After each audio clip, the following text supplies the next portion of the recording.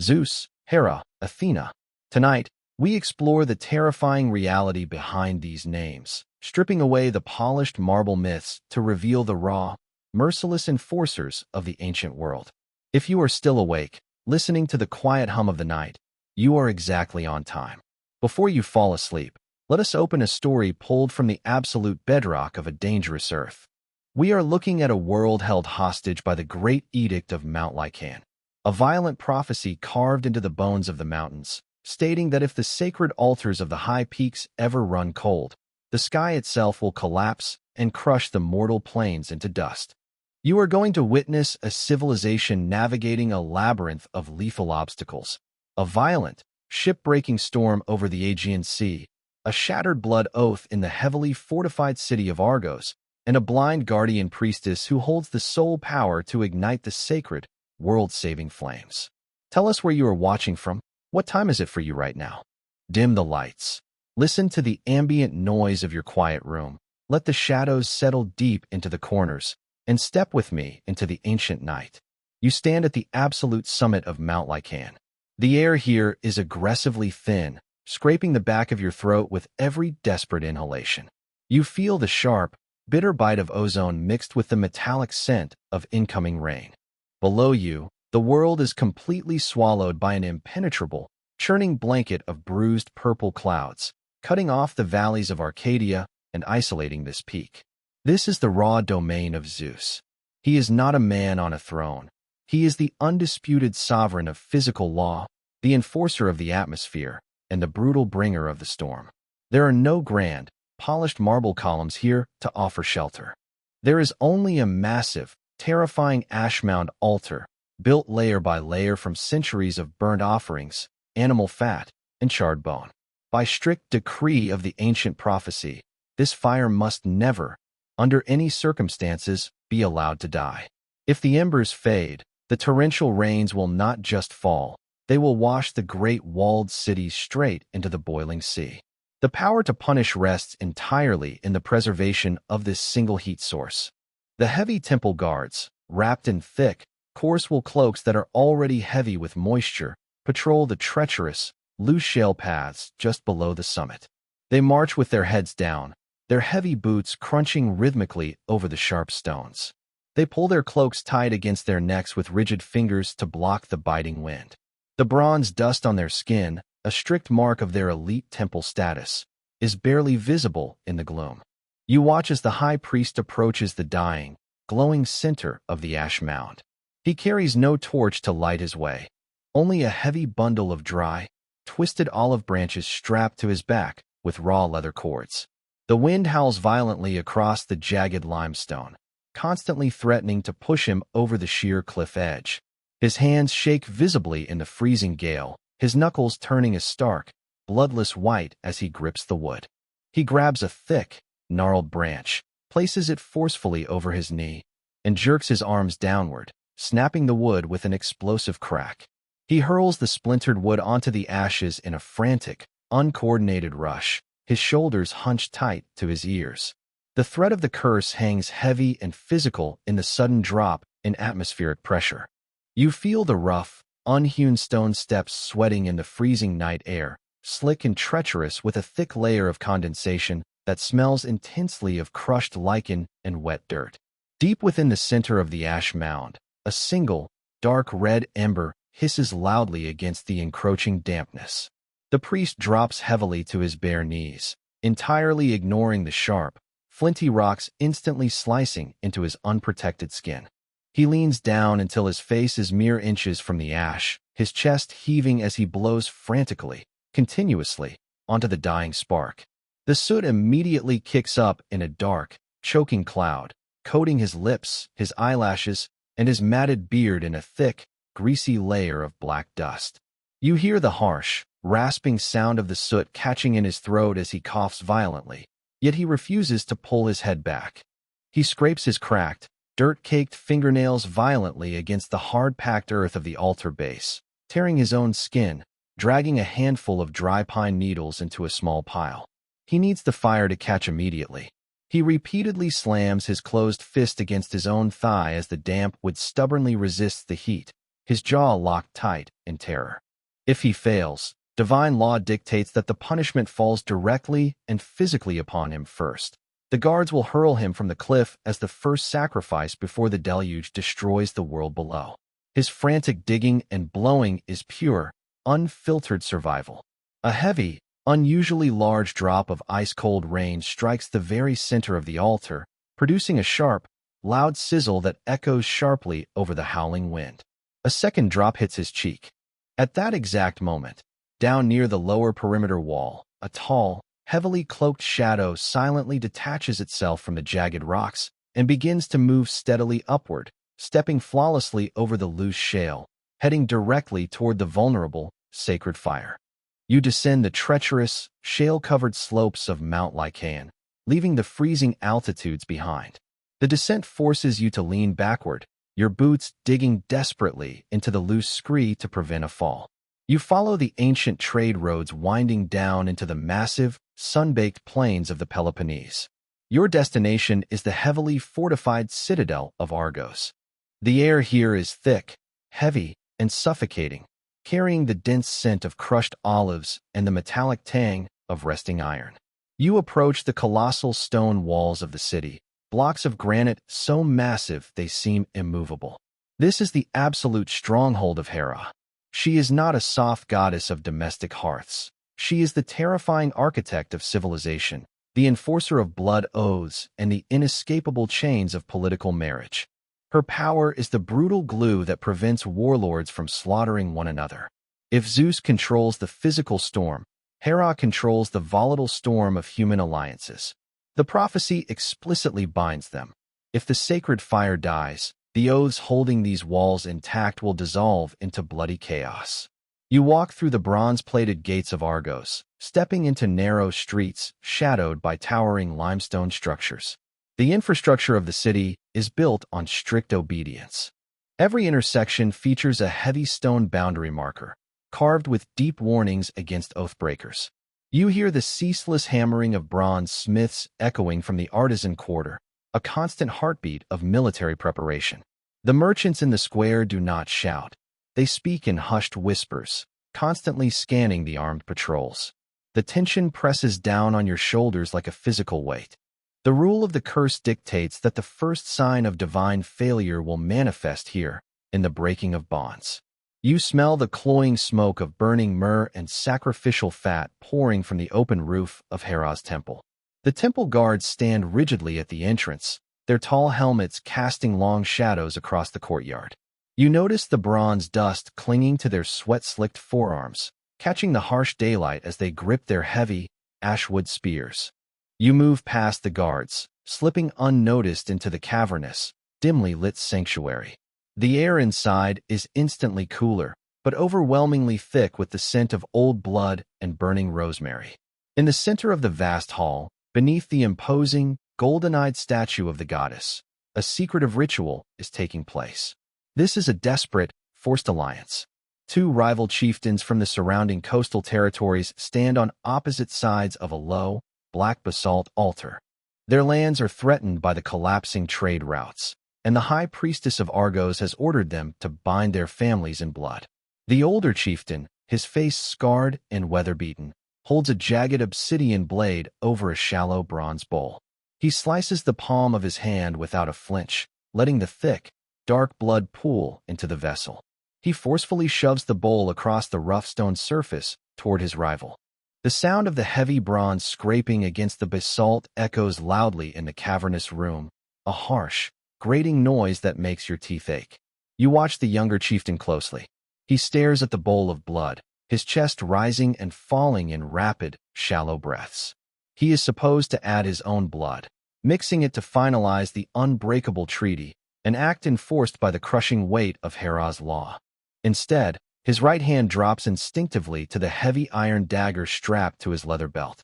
His knuckles instantly turn a stark, bloodless white as he grips the hilt, his thumb repeatedly tracing the edge of the pommel in a frantic, obsessive motion. This single, silent action violently exposes his true motive. He has no intention of keeping the peace. He is paralyzed by the terrifying ambition to conquer his rival's weakened territory, yet terrified of the divine retribution that will follow the breaking of a temple oath. He swallows hard, his Adam's apple bobbing sharply. He reaches out with his left hand, his fingers trembling violently, hovering just inches above the obsidian blade. He hesitates, his eyes darting frantically toward the towering statue of the goddess. The high priestess, draped in heavy, undyed wool, steps forward out of the shadows. She forcefully strikes the butt of her long wooden staff against the marble floor. The sharp, cracking sound echoes like a gunshot through the silent temple. The younger chieftain flinches violently. You feel the cold draft of air suddenly sweep through the sanctuary, causing the torches mounted on the walls to flicker and hiss wildly, plunging the room into chaotic, dancing shadows. He hastily grabs the blade and cuts his palm, but his hand shakes so badly that the blood misses the bowl entirely, splashing in a dark, jagged line across the white marble floor, a profound, horrific violation of the sacred ritual space. The priestess gasps, instantly recoiling from the spilled blood, her eyes wide with sudden, absolute terror. Outside the thick temple walls, the distant, unmistakable sound of a heavy war horn shatters the afternoon air. A single, black raven flies through the open roof of the sanctuary and lands directly on the shoulder of the goddess's statue. You leave the tense, blood-stained marble of Argos behind and follow the treacherous coastal route north, moving entirely under the cover of a moonless, suffocating night. The sharp, jagged stones of the coastal path cut through the thin leather of your boots, forcing you to step carefully in the pitch black. The violent salt wind off the Aegean Sea stings your cracked lips, carrying the heavy, rotting scent of washed-up kelp and damp, disturbed earth. You are walking toward the towering, heavily fortified walls of Athens. This is the absolute domain of Athena. She is not merely a battlefield warrior. She is the patron of merciless tactics, impenetrable fortifications, absolute naval supremacy, and the relentless, grinding machinery of the state. Her power dictates the rhythm of the world's survival, built upon strict tribute and unyielding law. You walk past the massive, roaring bronze forges located at the very edge of the city, where the heavy fires burn constantly to supply the grand fleet with impenetrable armor and heavy ship rams. The economic engine of this city demands massive, unceasing physical tribute from weaker neighboring states, raw silver, heavy iron, and ancient timber. The thick, greasy soot from the nearby forges catches violently in your throat as you breathe the heavy, industrial air, making you cough into your fist. The infrastructure of the sea routes depends entirely on her favor, and the creeping terror of the mountain prophecy dictates that if the sacred flames of Lykaion die, the oceans will rise and shatter these grand fleets into splintered driftwood. The physical law of the gods is absolute, and you can feel the terrifying weight of their judgment pressing down on the entire city. You step onto the massive wooden docks of the harbor, where the sea is already beginning to churn with an unnatural, aggressive rhythm. The colossal triremes, the absolute pride of Athena's military fleet, groan and strain violently against their thick hemp mooring lines. You hear the deafening, rhythmic slamming of heavy wood against the stone breakwater as the tide begins an unpredictable, dangerous surge. The state machinery requires absolute transparency and rigid obedience, but the creeping terror of the mountain curse is breeding early secrecy. You smell the sickening, pungent odor of boiling pitch used to seal the warship hulls, mixing with the sharp tang of rusted iron and dead fish. In a narrow, mud-slick alley completely hidden behind the main harbor master's dry dock, a desperate ship captain kneels in the filthy, freezing dirt. He is dragging heavy, unmarked canvas sacks out of a hidden, waterlogged compartment in the belly of a small smuggling skiff. The thick, coarse fibers of the wet canvas tear at his raw fingertips, leaving small smears of blood on the fabric. These sacks are filled with raw silver ingots, tribute meant exclusively for the great temple on the high Acropolis. He drops one heavy sack into the mud with a wet, sickening thud, his breath pluming in the freezing night air.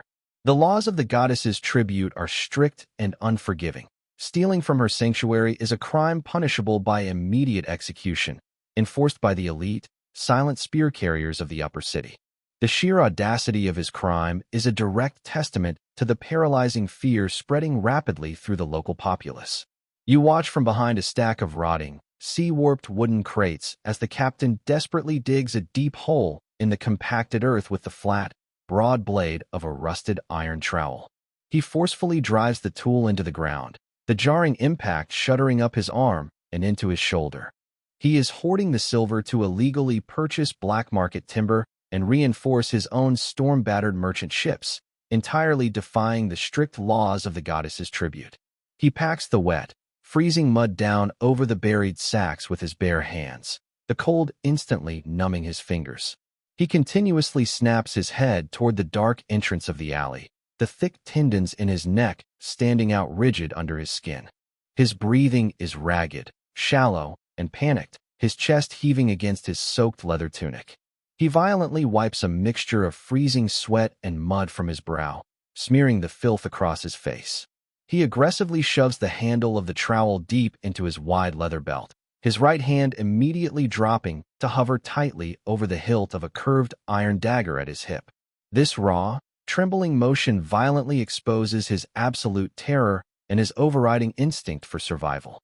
He is terrified of the temple authorities, yet his fear of the coming, prophesied storms drives him to commit the ultimate taboo.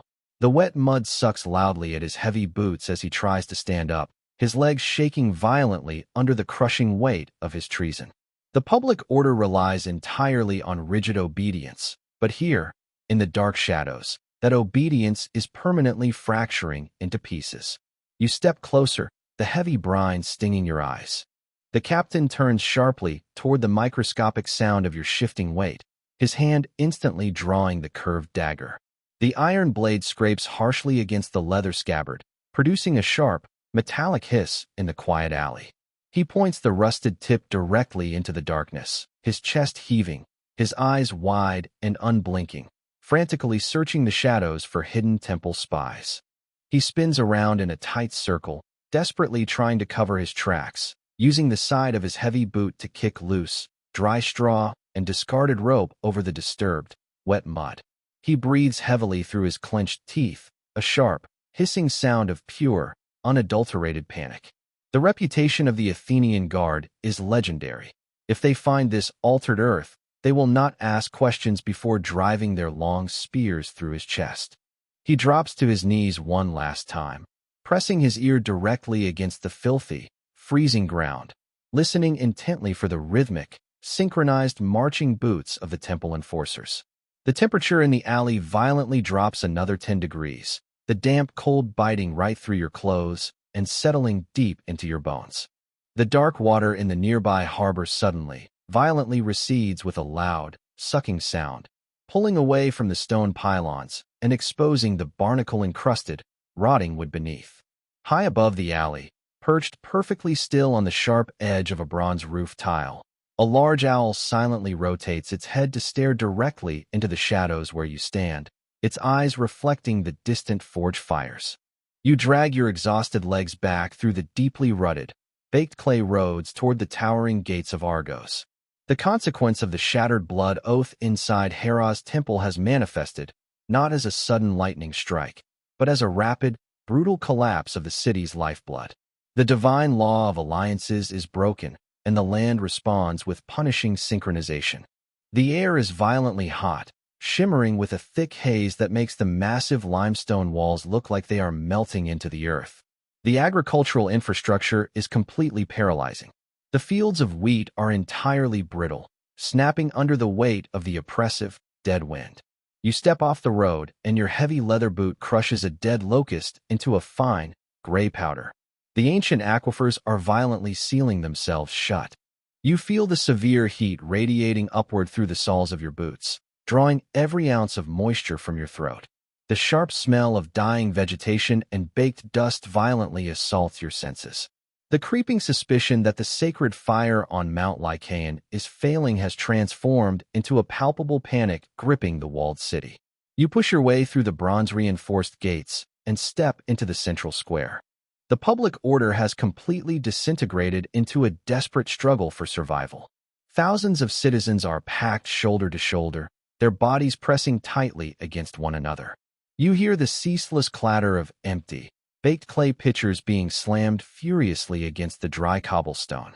The massive communal cistern, a grand basin of polished marble built to sustain the entire population, is completely bone-dry. You walk up to the edge and look down into the deep pit. There is no reflection of water, only a thick layer of cracked, yellow mud peeling away from the stonework like dead skin. The absolute terror of dehydration drives the crowd forward, crushing the weakest against the retaining walls. The elite palace guards form a desperate barricade around the empty well. The thick bronze dust on their heavily muscled forearms has turned into a dark, greasy sludge, mixed with their own terrified, pouring sweat. An emaciated merchant throws himself at the line of shields, clawing wildly at the polished bronze, his mouth open in a silent, dry scream. The commander of the guard stands directly behind the shield wall. He holds a single, small leather waterskin tightly against his chest, his calloused hands completely wrapping around the precious vessel. This is the absolute last ration of water drawn from the deep reserves beneath the royal palace. By the strict laws of the city, this water belongs to the high priestess to perform the cleansing rituals to appease the angry goddess. Instead, the commander uncorks the leather spout with his teeth, aggressively spitting the wooden stopper into the dirt. He raises the skin to his lips and drinks deeply, the water spilling down his heavily bearded chin and splashing onto his hot iron armor with a sharp, hissing sound. He does not pass the skin to his dying men. He forcefully shoves the half-empty vessel deep inside his thick wool tunic, his knuckles turning a stark, bloodless white as he grips his ashwood spear. He violently thrusts the butt of his weapon into the face of a surging civilian, shattering the man's jaw with a wet crunch. This brutal action violently exposes his pure motive. He has abandoned all duty in a raw panic to secure his own immediate survival. You taste the thick, gritty dust coating the roof of your mouth, making it nearly impossible to swallow. The air in the square is entirely devoid of oxygen, replaced by the suffocating stench of unwashed bodies, raw fear, and the metallic tang of fresh blood spilling onto the baking stones. The infrastructure of the city is collapsing under the weight of human desperation. A violently thrown cobblestone strikes the bronze helmet of a guard directly in front of you, producing a loud, echoing crack. The guard collapses instantly, his heavy shield clattering uselessly to the dry earth. The gap in the barricade is immediately exploited. The crowd surges forward like a starving beast, trampling the fallen soldier beneath hundreds of frantic feet. You feel the crushing, physical weight of the mob pressing against your ribs, forcing the air out of your lungs in short gasps. You are forced to use your elbows, striking blindly at the ribs of the people around you, fighting purely to stay upright in the chaotic crush. The reputation of Argos as the unbreakable city of alliances is trampled into the bloody dirt beneath 1,000 boots. You shove your way backward, tearing yourself out of the frantic mob and pressing your spine hard against the rough, sun-baked limestone of an abandoned storefront. You wipe a thick smear of sweat and dirt from your eyes, your breathing ragged in the dry heat. The riot in the square is escalating into a full-scale massacre as the remaining guards finally draw their short, heavy iron swords, the blades sliding from their scabbards with a sharp scrape. The absolute collapse of the city's internal order is complete. You look up over the heads of the screaming crowd, toward the high, heavily fortified palace walls that overlook the lower city. The heavy, iron-reinforced wooden doors of the royal keep are violently thrown open, slamming against the stone with a deafening boom. A solitary, armored rider on a massive black horse bursts from the courtyard, galloping recklessly down the steep access ramp, his horse's iron-shod hooves striking sparks off the cobblestones. He carries a long, wooden spear tipped not with a bronze blade, but with a piece of cloth completely soaked in thick, dark blood. You stand on the violently shifting wooden docks of Piraeus, the grand, heavily fortified harbor of Athens. The sea has turned into a churning, mountainous expanse of black, freezing water. Zeus, enforcing the broken oaths of the mainland, has completely closed the sea routes with absolute, merciless precision. The sky above is an aggressive, bruised purple, pulsing with silent, jagged sheet lightning that casts momentary, skeletal shadows across the ruined harbor. The massive triremes, the absolute pride of Athena's military fleet and the foundation of her state infrastructure, are being violently smashed against the heavy stone breakwaters. The infrastructure of maritime trade has completely and utterly collapsed under the crushing weight of the mountain prophecy. You smell the sickening, overwhelming mixture of wet seagull feathers, rotting fish, and freshly splintered pine wood violently torn from the ship hulls.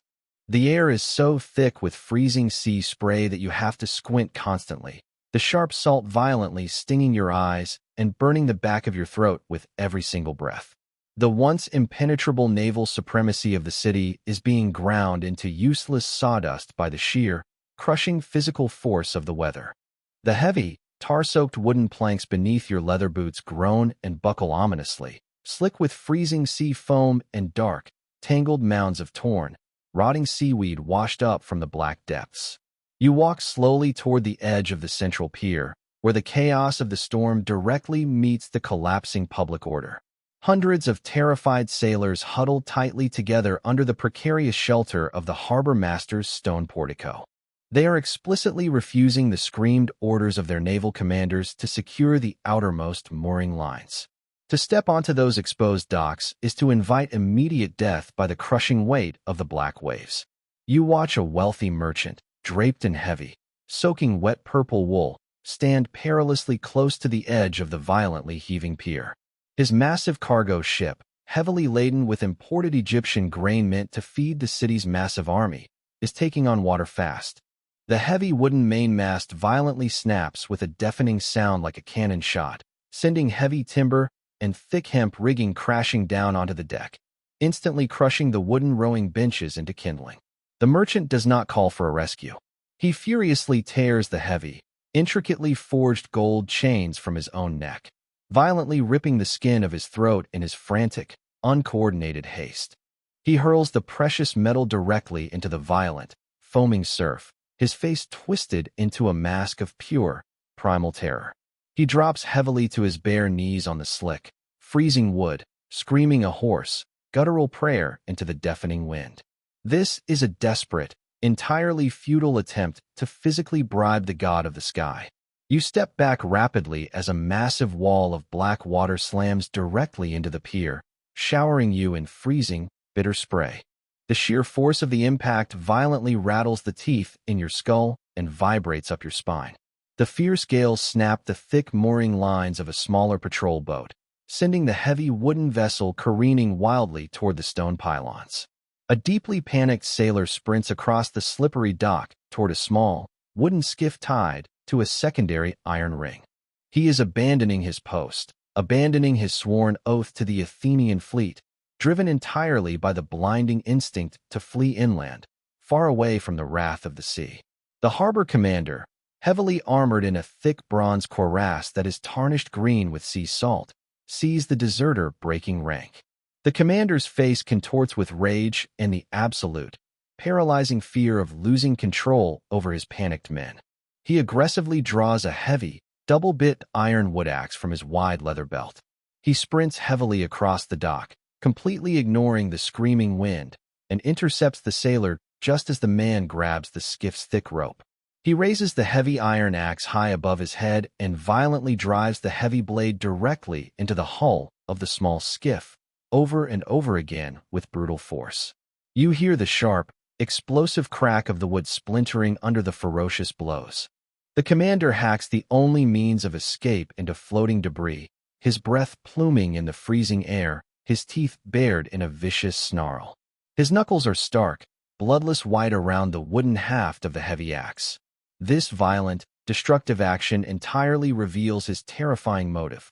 He will physically destroy the infrastructure of escape rather than let a single man break the rigid, military law of the city. He is terrified of Athena's brutal punishment for insubordination, and he enforces her strict obedience through raw, physical destruction. He forcefully grabs the soaking wet tunic of the deserted sailor, hurling the man backward onto the hard, splintered planks of the main dock. The sailor scrambles backward like a terrified crab, his eyes locked wide on the dripping iron blade of the axe. The brutal hierarchy of the fleet is maintained solely through the immediate, physical threat of violence. The freezing rain suddenly turns into heavy, stinging hail, pelting the wooden docks like a shower of thrown stones. You wipe a thick mixture of freezing rain and sea salt from your face, the skin of your cheeks numb to the touch. From the dark, churning mouth of the harbor, a massive, unrecognizable piece of charred black timber violently breaches the surface of the water, floating directly toward the ruined docks, carrying the unmistakable, heavy stench of burnt ash from a high mountain altar. You traverse the narrow, unbelievably treacherous mountain pass connecting the lowlands of Argos to the fractured, rocky territories of the north. The brutal, unyielding weather generated by Zeus has forced rival human factions into dangerously close proximity. The sky remains a suffocating canopy of bruised, churning gray clouds, pressing down on the mountain peaks with physical weight. You walk carefully alongside a massive marching column of heavily armed infantry. A neighboring warlord, seeing the absolute chaos consuming the drought-stricken streets of Argos and the violently immobilized naval fleet of Athens, has mobilized his entire army. The terrain here is a waking nightmare of sharp, fractured shale and deep, treacherous pits of loose scree that constantly threaten to drag you down the steep ravines. The marching soldiers are starving, their heavy leather supply carts completely bogged down in the thick, freezing mud. The ceaseless, freezing rain has ruined their meager rations of dried meat and barley. You hear the ceaseless, rhythmic squelching of thousands of heavy leather boots sinking deep into the freezing sludge, an exhausting, demoralizing sound that echoes off the sheer rock faces. The infrastructure of war is violently clashing with the inescapable, physical geography of the gods. You stop near a slight widening in the pass, where a desperate, frantic attempt at repair is underway. The foul stench of wet wool, unwashed bodies, and raw, terrified horse sweat hangs heavy in the freezing mist. You watch a field blacksmith, a massive man with arms completely coated in thick, black soot and grease, frantically trying to salvage the army's ruined weapons. He has set up a small, portable iron brazier right in the freezing mud.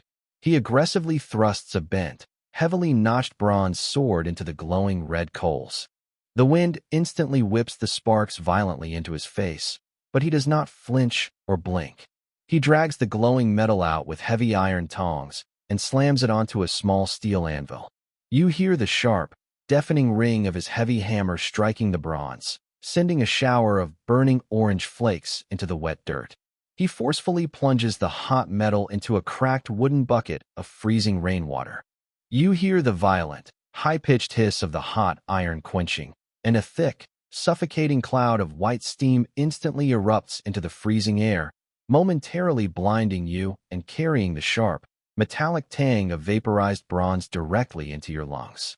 The supreme general of this invading army rides past the struggling blacksmith on a massive, terrifyingly restless black stallion.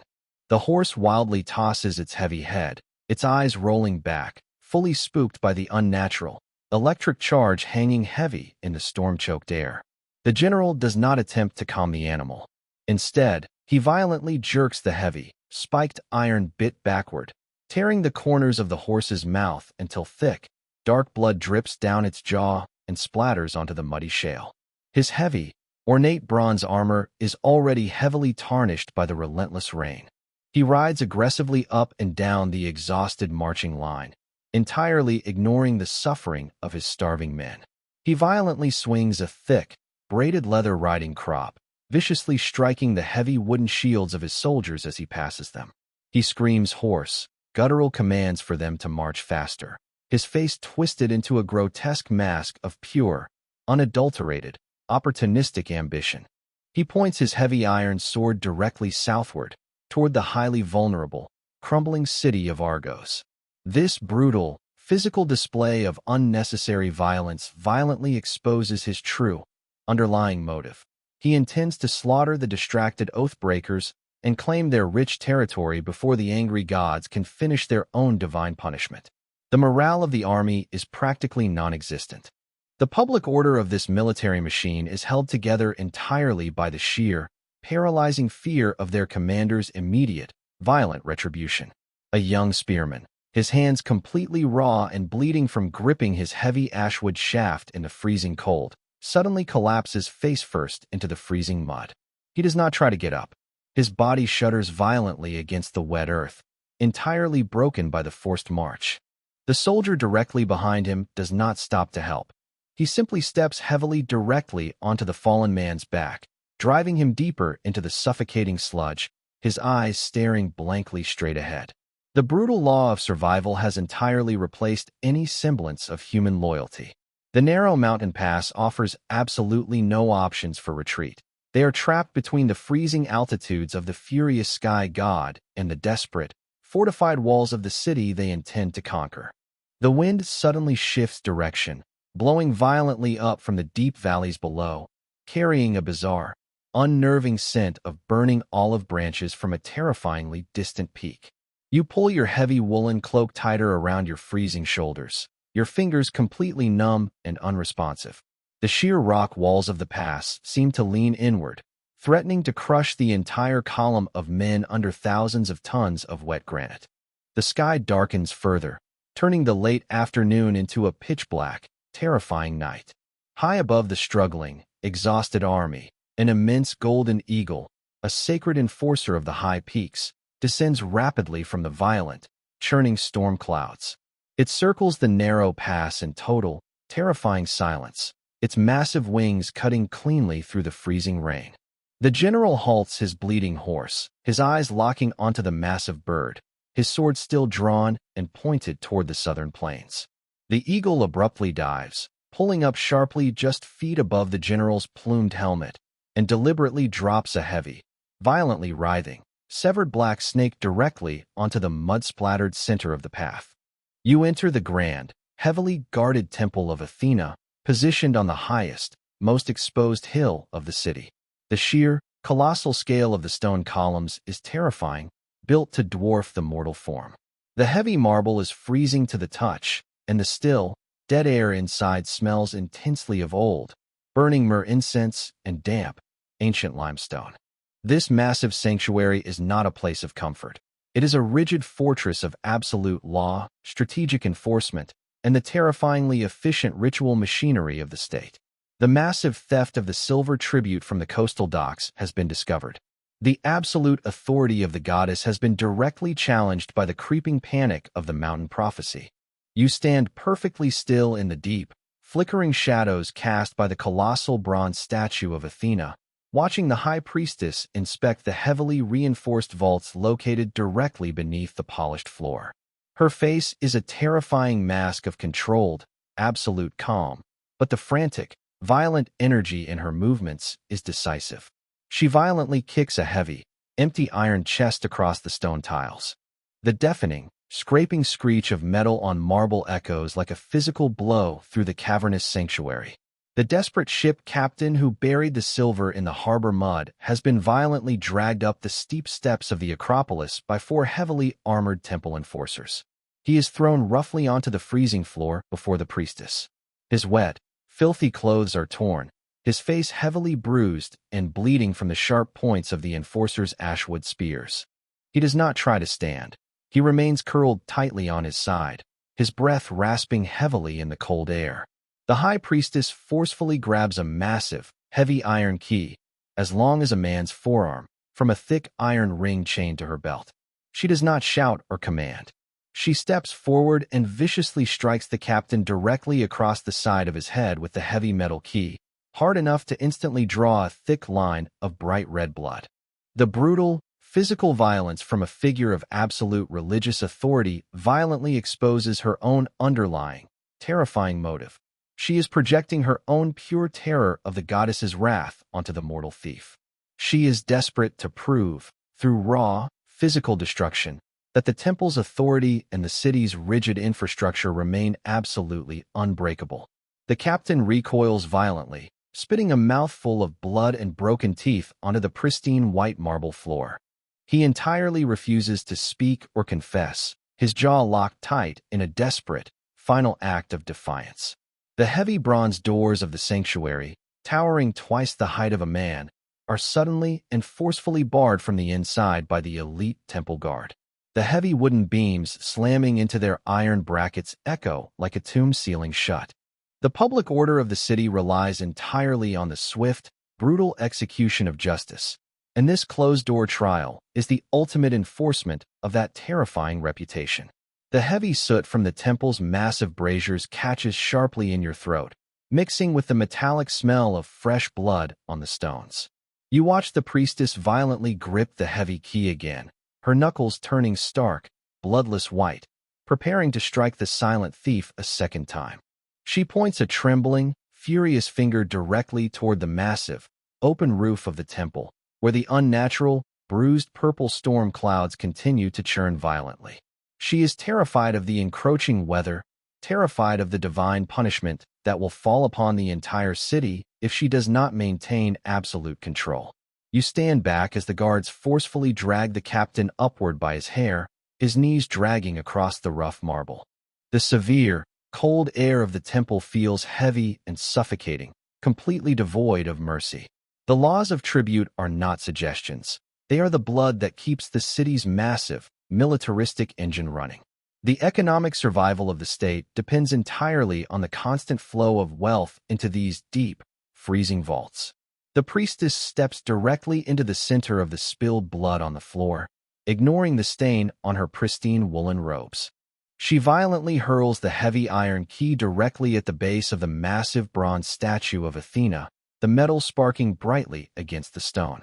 This chaotic, frantic action completely shatters the illusion of her divine calm. She is deeply panicked. She forcefully points her heavy wooden staff toward a narrow, dark descending stairwell in the corner of the sanctuary. The captain is shoved violently toward the darkness, his boots slipping uncontrollably on the slick marble. The temple guards do not speak. Their silence is absolute and terrifying. They force the thief down into the pitch-black subterranean levels of the Acropolis, leaving the priestess standing entirely alone in the massive hall, surrounded only by the colossal stone columns and the flickering, dying light of the braziers. She breathes heavily, a harsh, ragged sound that echoes off the high ceiling.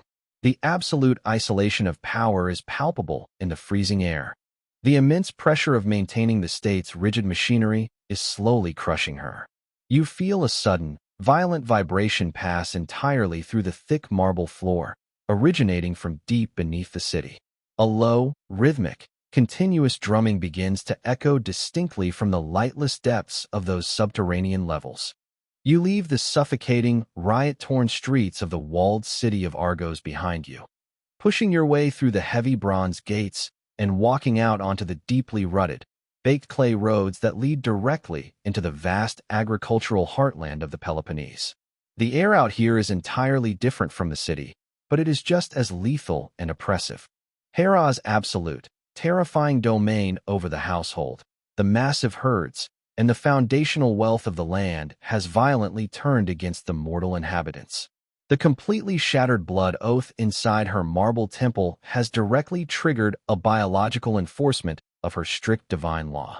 The massive herds of heavy, thick-necked cattle, the primary currency and the absolute lifeblood of this entire region, are dropping dead in the dry, aggressively cracked pastures. You walk slowly through the endless, sprawling fields of tall, completely brittle, dying wheat. The desiccated stalks snap violently against your heavy leather boots with a sharp, dry sound exactly like breaking bone. The agricultural infrastructure of the territory is completely paralyzing under the crushing weight of the broken alliance. The sheer scale of the death is terrifying. The stench of mass, uncontained decay is physically overwhelming. It is a thick, sweet, deeply sickening wall of odor that hits the back of your throat the exact moment you inhale, instantly making your eyes water and your stomach violently heave.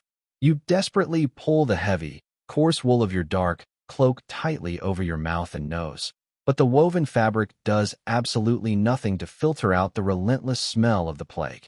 It mixes violently with the dark, heavy, greasy black smoke billowing from hundreds of massive, roaring funeral pyres built directly in the open fields. The panicked farmers are frantically trying to incinerate the highly infected livestock before the divine rot can seep deep into the underground water table. You taste the thick, incredibly greasy soot heavily coating your teeth and the roof of your mouth, violently choking on the literal, physical smoke of a dying civilization. The sky directly above these ruined fields is not choked with the dark storm clouds of the mountains. Instead, it is an aggressive, blank, merciless expanse of blinding white heat that bakes the moisture directly out of your skin. You approach the boundary of a massive, sprawling stone estate, the generational home of a wealthy, highly influential landowner whose entire accumulated wealth is being violently erased in a matter of hours. The high, heavily reinforced stone walls of his compound offer absolutely zero physical protection against the airborne, divine rot sweeping across the dry plains. You step carefully through the shattered wooden gates and find him standing entirely alone in the center of his expansive, dirt-packed courtyard. He is positioned directly in front of his grand, heavy timber-framed storage barn. The massive structure is already fully engulfed in roaring, uncontrollable orange flames. The intense, radiating heat violently pushes you backward, instantly drying the heavy sweat on your face the exact second it forms. The landowner has stripped himself down to a simple, filthy, sweat-soaked linen tunic. He holds a heavy, long-handled iron pitchfork in his deeply blistered, ash-covered hands. He breathes in ragged, shallow, desperate gasps, the thick muscles in his back and shoulders straining violently against his wet skin with every single movement. He does not attempt to throw sand or water to put the massive fire out. Instead, he violently and repeatedly plunges the sharp iron tines of the heavy pitchfork deep into a massive, tightly woven wicker basket filled to the brim with perfectly healthy, uninfected golden wheat, the absolute last pure remnants of his entire yearly harvest. He aggressively heaves the heavy load of pure grain directly into the roaring center of the inferno. The dry husks instantly flash into thousands of bright, blinding orange sparks as they hit the extreme heat. He repeats this brutal, physically exhausting motion over and over again, his jaw locked tight, completely destroying his own remaining wealth with his own bare hands. His face is locked in a terrifying, rigid rictus of pure, unadulterated rage and absolute desperation. This violently destructive physical action completely exposes his terrifying, underlying motive. He is driven entirely by the primal, desperate human need to retain absolute control over the exact method of his own ruin, actively choosing to completely obliterate his livelihood rather than surrender a single grain to the creeping, inescapable divine rot of the angry goddess. He forcefully slams the heavy wooden handle of the pitchfork into the packed dirt courtyard, violently snapping the thick ash wood cleanly in half over his own knee, and drops heavily to the scorching earth. He buries his deeply soot-stained face entirely into his calloused, bleeding hands, his shoulders heaving in absolute, silent defeat. The grand reputation of the fertile plains is violently reduced to a barren, toxic, burning wasteland in a single afternoon. The strict, unyielding laws of the divine hierarchy are actively grinding the mortal economy into absolute, unrecoverable dust. You stand completely still in the suffocating, silent heat, watching the heavy black smoke rise straight up into the dead, entirely windless air. The deep, heavy silence of the ruined, burning estate is absolute, broken only by the violent crackle of the collapsing timber roof and the distant, dull, sickening thud of another massive animal collapsing dead in the poisoned fields. The parched ground directly beneath your heavy leather boots suddenly gives a sharp, violent, terrifyingly deep tremor, completely throwing you off balance and violently rattling the ancient, heavy foundation stones of the burning barn. You retreat from the suffocating, burning agricultural heartland and fight your way back into the deeply fortified, besieged citadel of Argos. The undeniable peak of the divine crisis is squeezing the city into a terrifying bottleneck of blood and panic. You stand deep inside the massive, cavernous throne room of the royal palace, cut off from the blinding, merciless heat of the dying sun outside.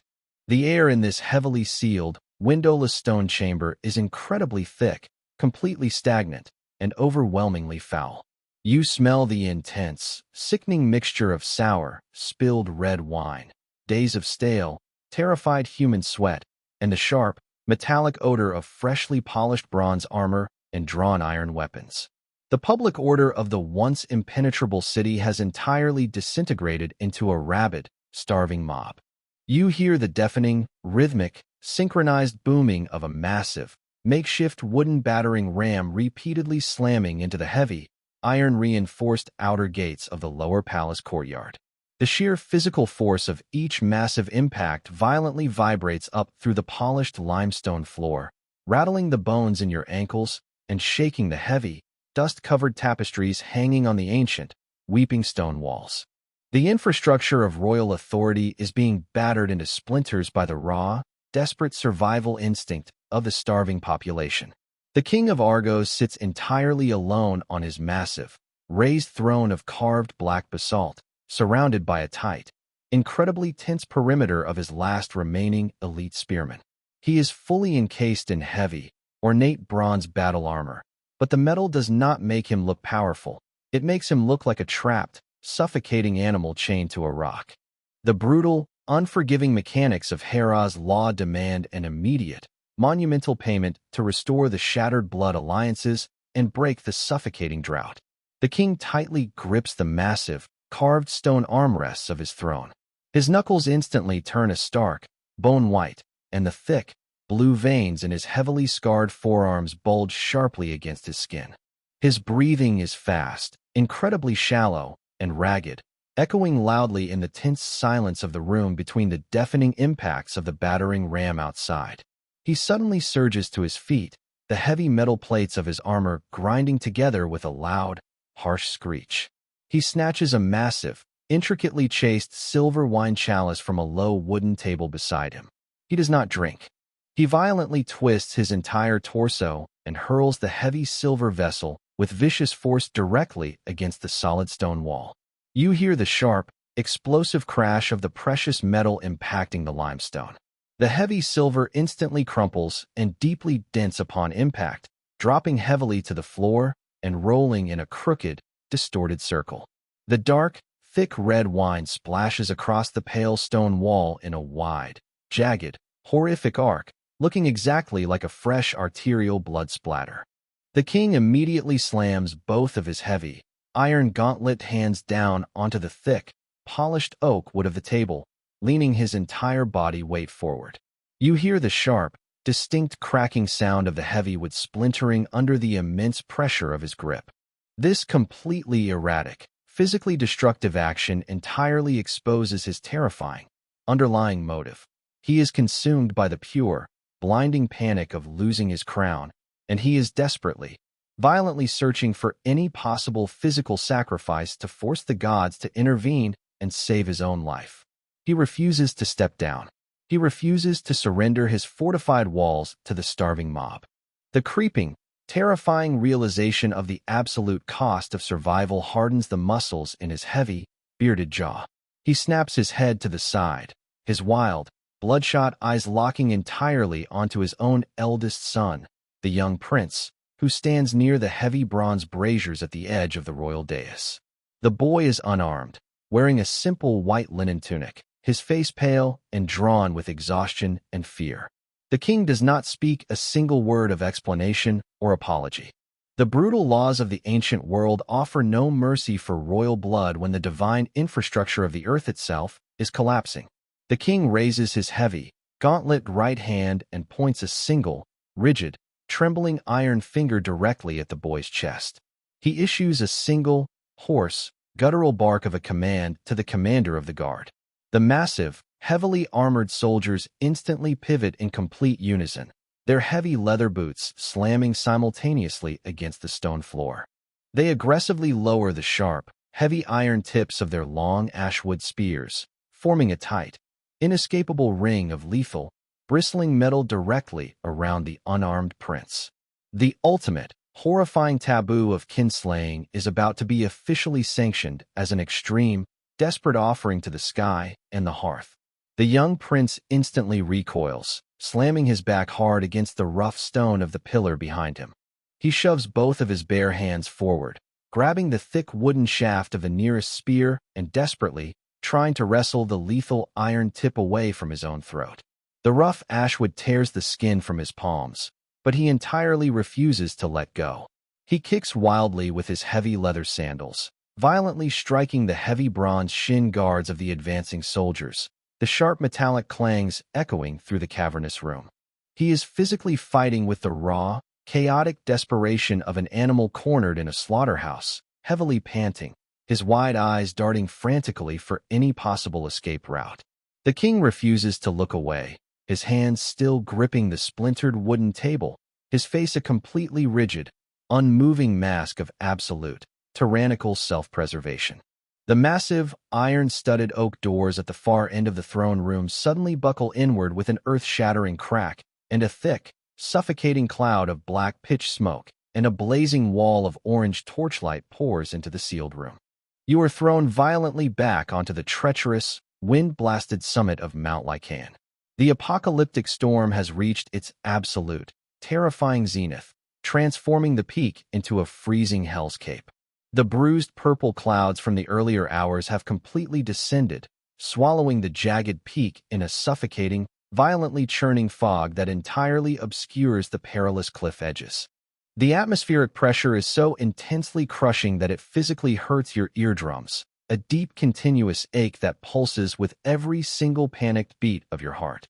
Zeus is no longer just threatening the mortal earth. He is actively trying to crush it back into formless chaos. The torrential rain has turned into blinding, horizontal sheets of solid, freezing water that strike your exposed, numb skin like thousands of thrown pebbles. You cannot even attempt to stand upright. You are immediately forced to crawl on your raw hands and knees over the jagged limestone, your freezing fingers desperately seeking deep, wet cracks in the hard rock to anchor yourself against the sheer physical force of the howling wind. The infrastructure of the massive mountain itself feels like it is vibrating violently beneath you, the ancient bedrock groaning loudly under the immense divine strain.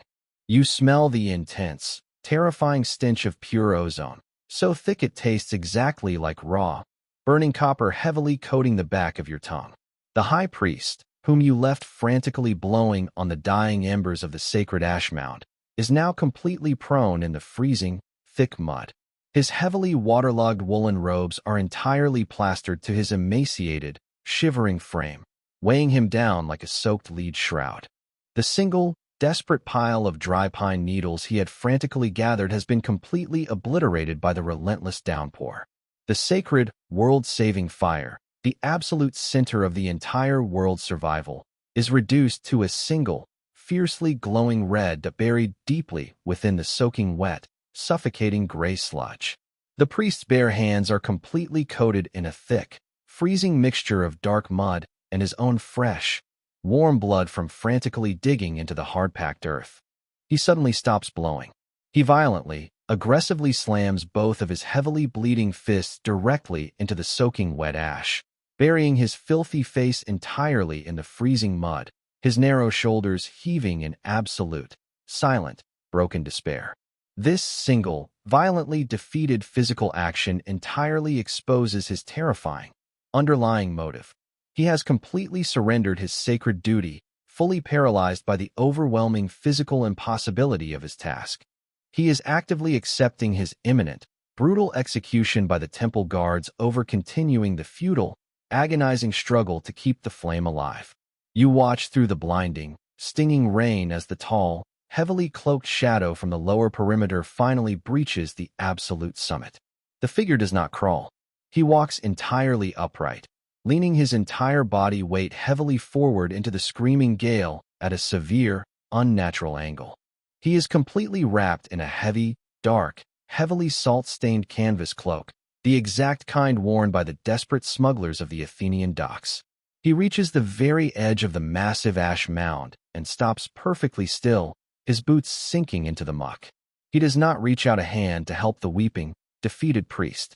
Instead, he violently throws back the heavy, soaking wet canvas hood with a sharp jerk of his hand, revealing a face completely hardened by sea salt and maddening terror.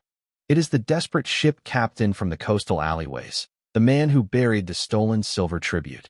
He has completely abandoned the sea and climbed directly into the hostile sky, driven entirely by the blinding panic of a man who knows he is already marked for immediate death under the unforgiving laws of the state.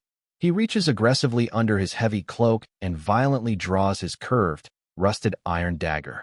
The dull blade scrapes harshly against his thick leather belt with a sharp, loud, metallic hiss that cuts directly through the storm.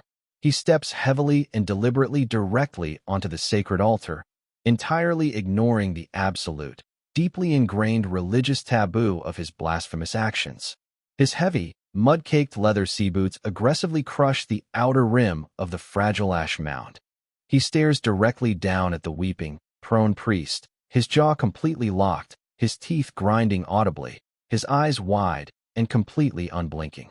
He raises the heavy, rusted iron dagger high above his soaking wet head, the jagged point angled directly downward toward the priest's exposed, shivering neck. He wants to sever the mortal connection to the demanding gods completely. He steps heavily forward, his boots sinking deeply into the wet ash, preparing to strike. He violently drives the iron blade downward with all of his remaining frantic strength. The priest suddenly rolls over in the freezing mud, throwing his bleeding hands up in a desperate, blind attempt to block the lethal downward strike. The rusted iron blade violently pierces the priest's right forearm, tearing through cold skin and dense muscle with a sickening, incredibly wet, crunching sound. The priest screams, a hoarse, guttural, entirely inhuman sound of pure agony that is instantly swallowed by the roaring wind. He violently kicks out with his bare foot, striking the captain squarely and heavily in the center of his chest. The captain stumbles backward, losing his precarious footing on the slick, treacherous wet ash. He falls heavily backward, his right shoulder violently slamming directly into the very center of the ruined altar, landing right on top of the absolute last, surviving ember. You hear the sharp, violent hiss of burning wet canvas as the intense heat instantly scorches his cloak. He aggressively rips the rusted dagger entirely out of the priest's arm, causing a thick, heavy spray of dark, shockingly hot blood to erupt violently from the deep wound. The thick, arterial blood splatters directly across the center of the gray ash, a vibrant, terrifying red against the freezing sludge. The captain scrambles backward on his hands and knees, completely terrified by the blood. The thick blood begins to rapidly seep deeply into the very center of the ash mound. The heavy, suffocating, violently howling wind abruptly, terrifyingly, and completely stops dead, leaving a deafening, absolute silence violently ringing in your ears. You remain trapped on the peak of Mount Lykaion, enveloped in a sudden, unnatural silence. The deafening roar of the apocalyptic storm has been instantly severed, leaving behind a heavy, crushing vacuum that makes the inside of your skull throb with agonizing pressure. You swallow hard, desperately trying to pop your aching ears, but the atmospheric weight remains totally unyielding. The horizontal sheets of freezing rain hang suspended in the air for a fraction of a second before dropping straight down into the thick mud with a heavy, wet slap. You push yourself up onto your raw, bruised knees, your breath pluming in thick clouds in the bone-chilling stillness. The bruised purple storm clouds directly above the massive ash mound stop churning, locking into a rigid, terrifyingly still formation. The air is devoid of oxygen, replaced by the overwhelming, nauseating stench of hot, fresh arterial blood mixing with the freezing, wet ash. You taste the sharp, intense, raw copper heavily coating the back of your throat, a foul flavor that forces you to spit into the dark sludge.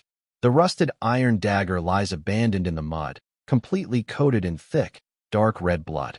The desperate ship captain is frantically scrambling backward away from the ruined altar, his heavy leather sea boots slipping uncontrollably on the slick shale.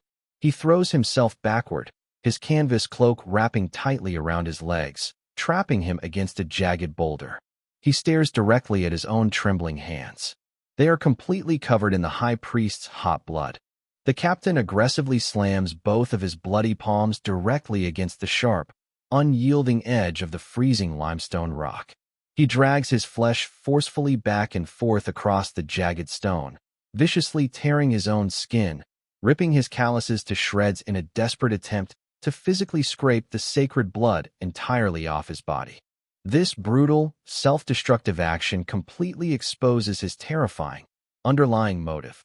He is consumed by the blinding terror of having accidentally performed the ultimate, forbidden blood taboo, and he is trying to erase his own physical culpability before the watching gods strike him down. He breathes in short gasps, his jaw trembling, his eyes locked on the dark ash mound. The high priest lies crumpled in the freezing mud, his right hand clamped over the deep wound in his forearm. The thick blood continues to pulse rapidly between his rigid fingers, spilling heavily onto the ruined earth. He does not look at the captain. He does not scream anymore. His hollow, sunken eyes are entirely locked onto the exact spot where his own blood soaked directly into the dying center of the sacred fire. You watch as the dark, freezing sludge completely absorbs the hot, red liquid. The absolute silence of the mountain peak is suddenly broken by a sharp, high-pitched hissing sound, exactly like cold water striking a red-hot iron forge. The blood does not extinguish the final, dying ember, it explosively feeds it. The strict divine law of the mountain demanded a sacrifice to maintain the infrastructure of the world, and the brutal violence of the mortal intruder has inadvertently paid the highest price. A thick, twisting column of dense, dark red smoke suddenly erupts directly from the wet ash, shooting straight up into the rigid, frozen storm clouds above. The dark red smoke smells intensely of burning bone marrow and vaporized iron, an incredibly foul scent that forcefully drives you backward, making your eyes water profusely. You shield your face with your numb forearm. Deep within the center of the wet, ruined ash mound, a new light violently ignites. It is not the warm orange glow of burning olive branches. It is a terrifying, aggressive, pure white-blue incandescence that sears the retinas. The sheer, radiating heat from this corrupted divine flame is instantaneous and overwhelmingly brutal, instantly vaporizing the freezing mud around the altar into a thick cloud of blinding white steam. The extreme temperature shift violently cracks the ancient limestone boulders surrounding the altar, the heavy stone snapping with a deafening sound exactly like cannon fire. The absolute power of Zeus is actively manifesting, locking the terrifying consequences of this blood sacrifice deeply into the physical bedrock of the earth. The ethereal light shoots directly upward, a massive pillar of concentrated energy piercing the thick underbelly of the storm clouds. You feel the immense heat physically burning the exposed skin of your face, violently drying the freezing sweat on your brow in a single second. The terrifying, blinding white-blue beam shatters the dense cloud cover, completely tearing the sky wide open. The atmospheric pressure instantly equalizes, creating a massive concussive shockwave of displaced air that throws the ship captain flat against the rocks, knocking the breath from his lungs with a heavy thud. The blinding beam of divine light acts as an undeniable signal, violently reflecting off the polished bronze armor of the temple guards rushing up the treacherous mountain path. The light cuts through the darkness, illuminating the heavily flooded valleys far below, completely altering the geography of the storm. The brutal, unforgiving divine order has been violently restored through the spillage of forbidden blood, forever changing the rigid ritual laws of the high peak. The blinding beam of light arcs across the sky, pointing directly south, casting a long, terrifying, knife-like shadow directly toward the heavily fortified, entirely locked gates of Argos. You are violently pulled back into the suffocating, heavily sealed throne room of Argos. The brutal, agonizing heat that has baked this entire walled city into absolute madness is suddenly pierced by an unnatural, high-pitched whine that vibrates directly into the marrow of your bones, making your teeth rattle violently in your skull. The king's elite spearmen are inches away from driving their heavy, rusted iron tips directly into the young prince's throat. You stand perfectly still in the heavy, stagnant air, smelling the intense, foul reek of days-old, terrified human sweat, rotting fruit, and sour spilled wine.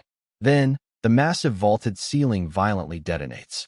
The concentrated, blinding white-blue pillar of divine light that erupted from the corrupted, blood-fueled fire on Mount Lykaion strikes the direct center of the royal palace. The massive, heavily engineered, interlocking limestone blocks of the roof do not simply collapse.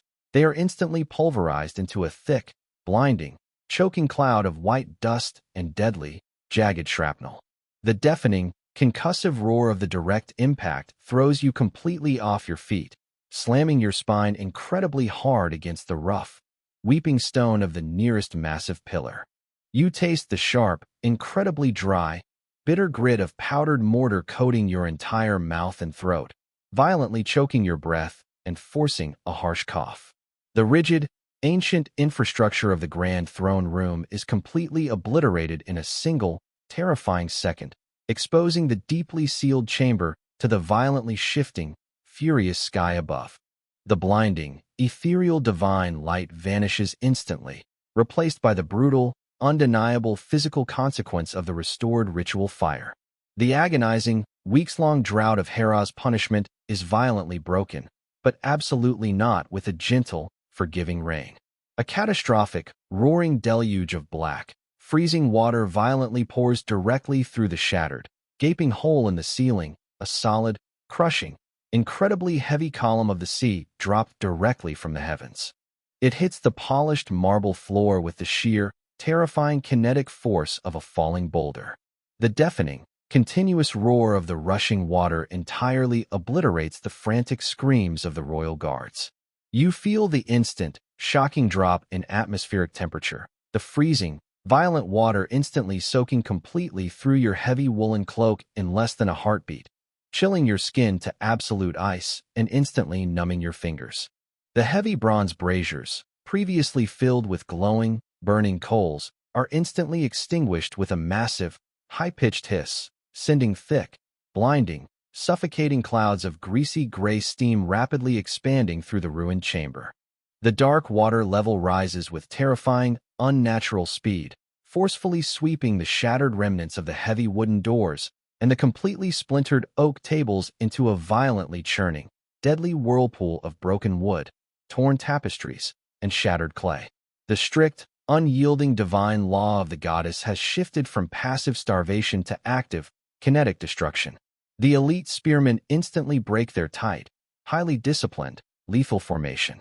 Their heavy, ornate bronze armor, originally designed for absolute intimidation and ground war, suddenly becomes a fatal, inescapable anchor in the rapidly rising, violently churning flood. You watch closely as a massive guard desperately drops his heavy ashwood spear, the lethal weapon disappearing instantly into the dark, churning water. The terrified king of Argos does not attempt to issue a single order or save his drowning men. He violently, aggressively throws himself completely off his raised, elaborately carved black basalt throne. He scrambles frantically, on his bare hands and heavily bruised knees, the thick metal plates of his ornate armor grating harshly against the submerged, ruined marble floor with a deafening, metallic screech. He desperately, forcefully shoves his own body entirely underneath the massive, heavy stone seat of the throne, physically wedging himself tightly into the dark, flooded space. He aggressively curls his armored knees tightly to his heavily heaving chest, wrapping his heavy, gauntlet hands completely around the back of his own neck, forcefully pressing his heavily bearded face directly into the rising, freezing, filth-choked water. This chaotic, entirely undignified, physically degrading action entirely exposes his terrifying, underlying motive. His royal authority was an absolute, fragile illusion, and when directly faced with raw, immediate divine destruction, he is driven purely by the blinding, pathetic animal instinct to hide in the dark, entirely abandoning his kingdom and his son to save his own flesh. The young prince, entirely unarmed and wearing only a soaked, clinging white linen tunic, does not run or attempt to hide beneath the falling debris.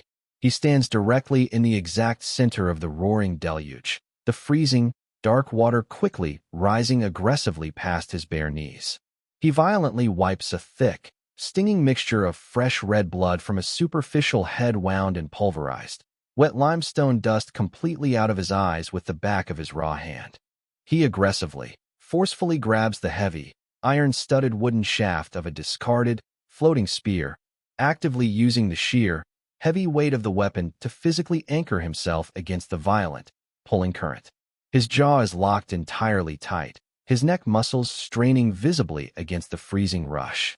He deliberately uses the heavy iron butt of the spear to forcefully strike the submerged, cracked stone floor, constantly testing his precarious footing, absolutely refusing to be swept away by the violent tide of divine wrath.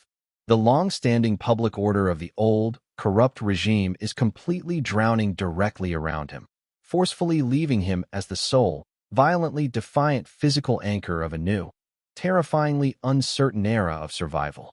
The rapidly flooding water in the ruined chamber suddenly, violently shifts its turbulent trajectory, rushing aggressively and purposefully toward the shattered, gaping maw of the ruined, massive palace doors.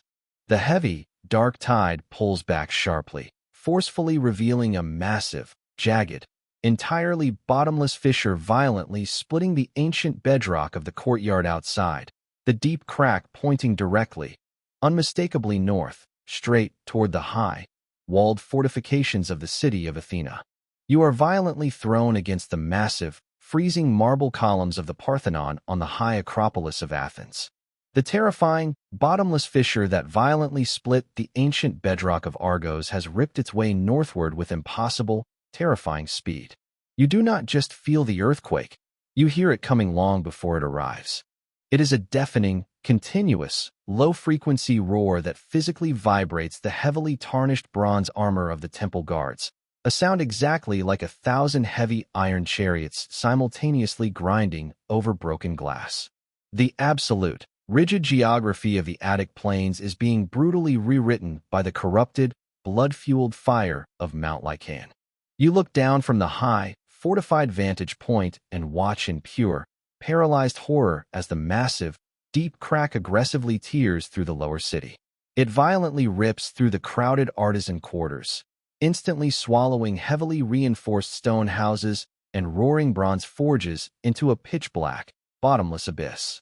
The infrastructure of the invincible city is shattering like brittle clay. You smell the intense, suffocating, entirely overwhelming stench of raw sulfur and deeply pulverized, ancient limestone violently erupting from the open wound in the earth, completely overpowering the heavy, freezing salt air blowing in from the ruined harbor. The sheer kinetic force of the deep subterranean impact strikes the massive foundation of the Acropolis directly. The incredibly thick, polished marble floor beneath your heavy leather boots bucks wildly, aggressively throwing heavily armed spear carriers completely off their feet. The colossal, towering bronze statue of the goddess Athena, the absolute, unyielding symbol of state authority and military perfection, shudders violently on its massive stone pedestal. You hear the incredibly sharp, deafening, metallic screech of the heavy bronze joints straining beyond their physical limits. The public order of the high sanctuary instantly disintegrates into raw, blinding panic. The rigid, highly disciplined temple guards drop their heavy ashwood spears, the weapons clattering uselessly against the violently heaving floor. They scramble desperately on their bare hands and bruised knees, their knuckles turning a stark, bloodless white as they frantically claw at the smooth, unyielding marble, desperately trying to find any physical anchor against the violent, throwing motion of the earth. The absolute law of the temple, the strict adherence to rank and stoic bravery, is entirely erased by the terrifying, immediate physical threat of the collapsing world. The high priestess of Athena does not fall. She violently, aggressively throws her entire body weight heavily against the massive, towering bronze doors of the inner sanctuary. She is desperately trying to seal the deeply sacred, windowless vault before the chaotic, violently churning outside world can physically breach it. The heavy, iron-reinforced doors are incredibly thick, requiring the combined, synchronized strength of 6 grown men to move under normal conditions. She violently shoves her heavy wooden staff horizontally through the massive, forged iron handles, using it as a desperate, makeshift lever. Her pristine, undyed woolen robes are entirely soaked with freezing sweat, heavily clinging to her straining limbs.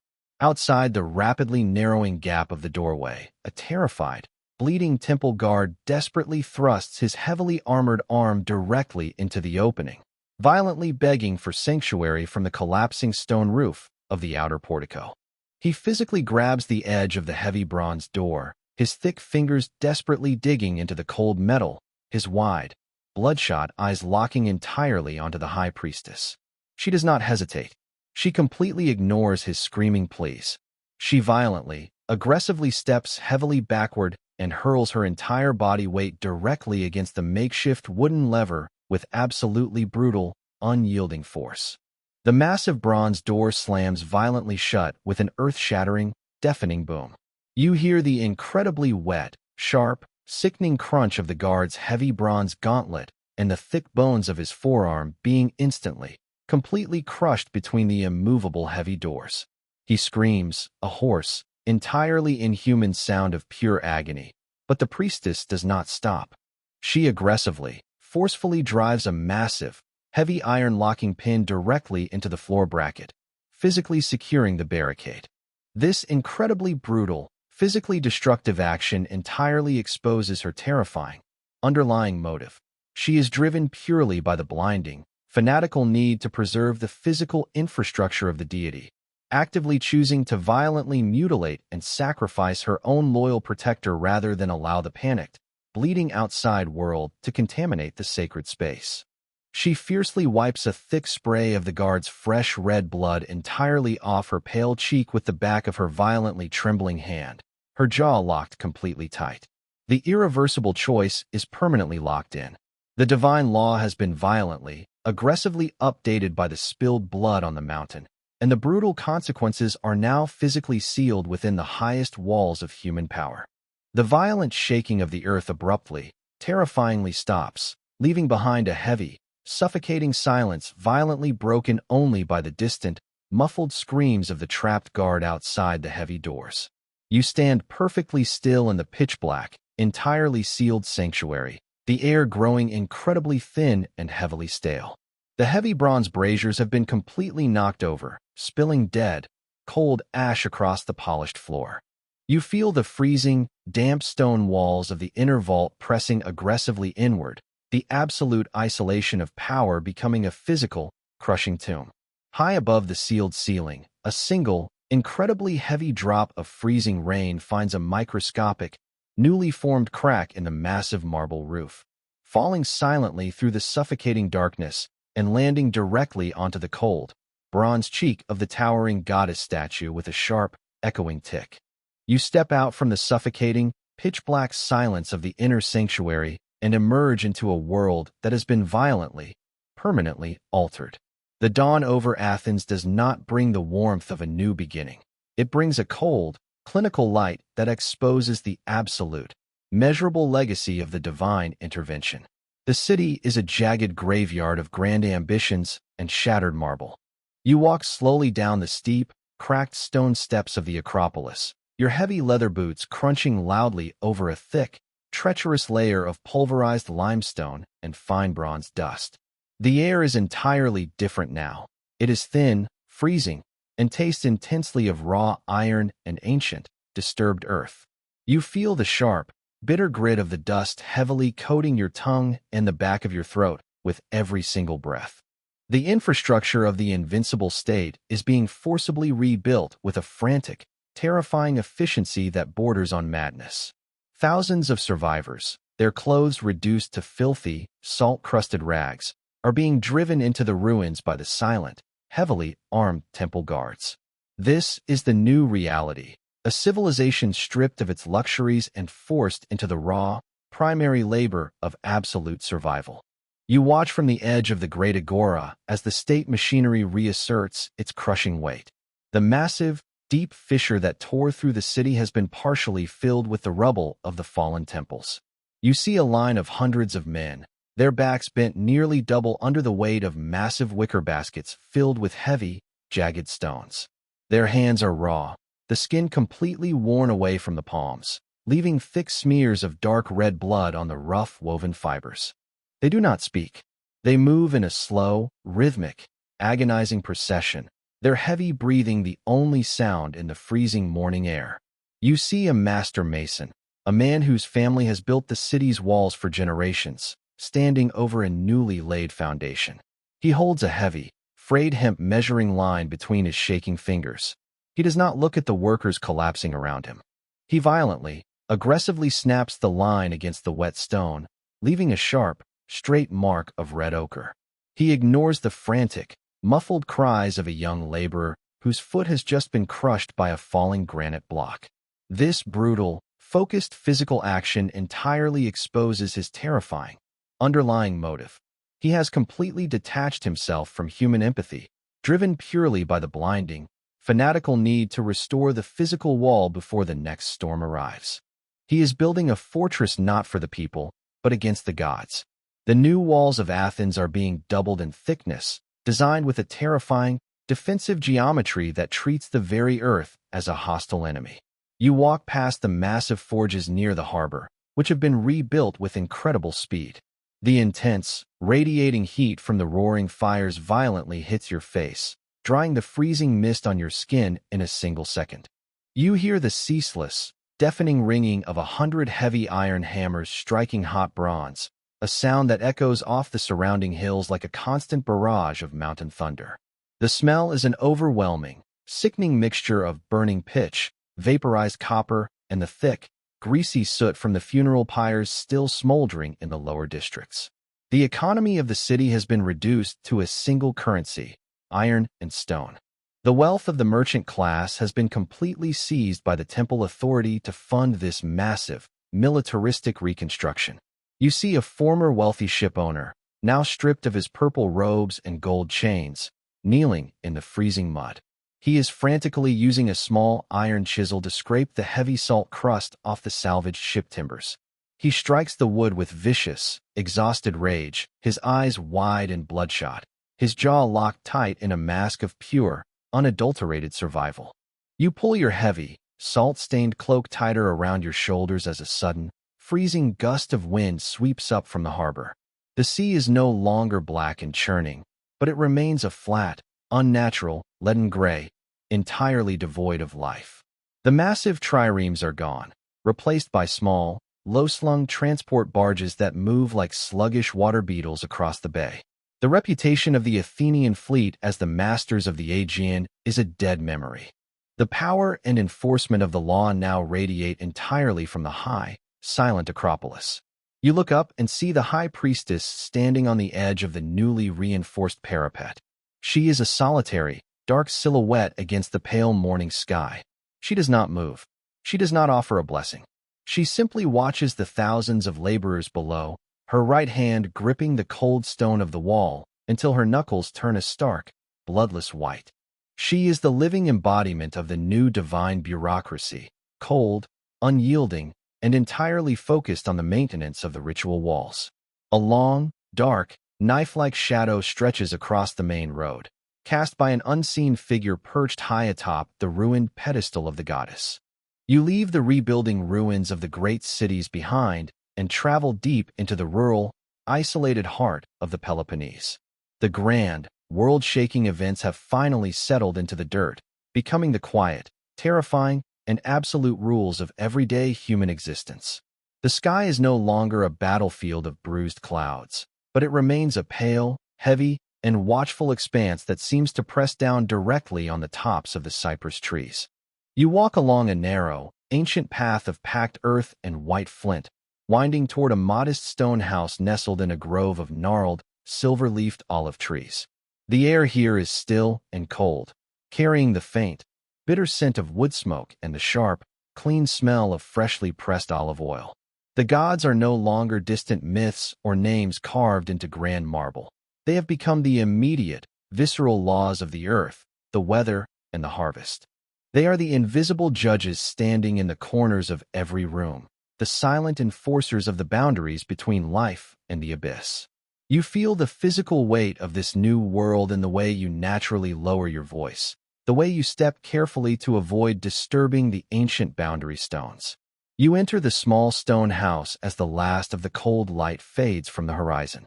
The interior is dim, lit only by the low, orange glow of a small, crackling hearth in the center of the room. The air is warm and smells intensely of toasted barley, dried herbs, and the heavy, sweet scent of the oil. An old woman sits on a low wooden stool by the fire. Her hands are a map of her entire life, deeply scarred and calloused from decades of hard labor in the stony fields. Her fingernails are broken and stained with the dark earth she has tilled every day since she was a child. She does not look up when you enter.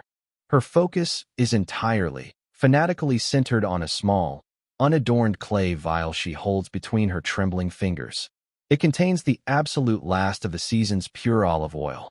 With extreme, agonizingly deliberate care, she tilts the vial over the small flame. She watches with wide, unblinking eyes as a single, thick, golden drop falls slowly and strikes the glowing embers.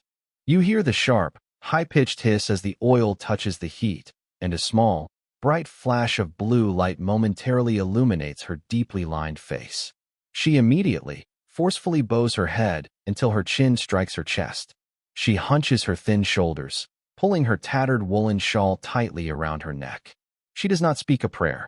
She does not ask for a blessing. Her entire body is locked in a rigid, physical rictus of bone-deep reverence and a paralyzing, inescapable fear of drawing divine attention. She deliberately, aggressively avoids looking toward the small, glassless window that opens out into the vast, growing darkness of the night. This silent, submissive physical action entirely exposes the fundamental truth of this new era. Her motive is pure, unadulterated survival through absolute invisibility. She has learned that to be noticed by the gods is to be judged, and to be judged is to be destroyed. She remains perfectly still, her breath coming in slow, shallow gasps, waiting for the gods to pass by her door without stopping. The fire in the hearth pops loudly, spitting a single, bright spark onto the packed dirt floor near your feet. The heavy, absolute silence of the room is suffocating, broken only by the rhythmic, distant ticking of a cooling clay pot on the stones. The grand infrastructure of the old world, the fleets, the treaties, the massive temples, has been replaced by this single, domestic ritual of fear. The measurable legacy of Zeus, Hera, and Athena is not found in the history books, but in the way this woman refuses to look at the stars. You stand in the shadows, watching the orange light flicker across the rough stone walls, feeling the ancient, cold power of the earth vibrating beneath the floorboards. The world has been simplified into a series of lethal, unyielding rules. Outside the thick, iron-studded wooden door, the wind slowly begins to howl through the olive grove, a low, mournful sound that carries the distant, metallic scent of a coming storm. The fire in the hearth suddenly flickers and dies down to a single, glowing red ember, leaving you and the old woman in the encroaching, heavy darkness of the ancient night. I can explore more of these hidden, darker corners of the ancient world for you. Would you like me to focus on the terrifying origins of a specific mythic curse, or perhaps trace the brutal rise of another forgotten civilization?